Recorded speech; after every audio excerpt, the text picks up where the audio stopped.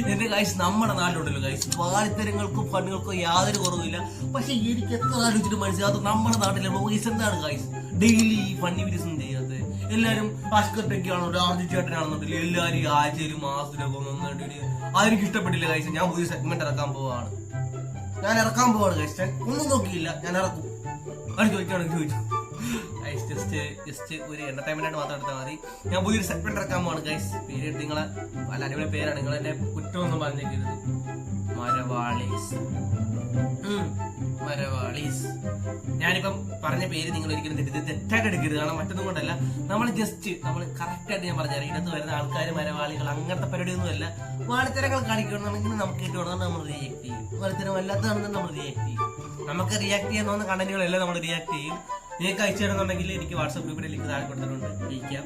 Maximum entertainment fun only guys.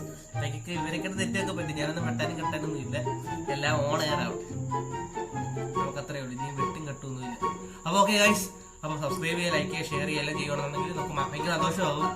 നിങ്ങൾ പറഞ്ഞ സാധനങ്ങൾ ഫുൾ ഡെഡിക്കേറ്റഡ് ആയിട്ട് ഞാൻ ചെയ്യുന്നതായിരിക്കും. മാക്സിമം ഒരു 2-3 വീഡിയോ ഡെയിലി ചെയ്യാൻ നോക്കാം. മിനിമം ഒരു വീഡിയോ ഉറപ്പായിട്ട് നമ്മൾ കാണണം. നാളെ മൂലം പക്കയായിട്ട് സ്റ്റേബിൾ ആയിട്ട് വീഡിയോസ് അപ്ലോഡ് ചെയ്യുന്നതായിരിക്കും.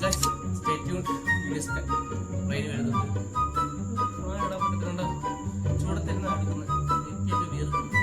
അപ്പൊ എന്നാ ഓക്കെ എന്നാ ശരി എന്നാ കേട്ടോ. വെയിറ്റ് ചെയ്തേ, നമ്മള് പുതിയ സാധനമൊക്കെ ആയിട്ട് വരുന്നുണ്ട്. അമ്മമാരൊക്കെ സാധനം ഉണ്ട്, ഞാൻ കാണിക്കാം കേട്ടോ. ശരിയെന്നാ ചേട്ടാ, സബ്സ്ക്രൈബ് ചെയ്യാൻ പറഞ്ഞില്ലേ, പിന്നെ പറഞ്ഞിരുന്നു. Okay bye.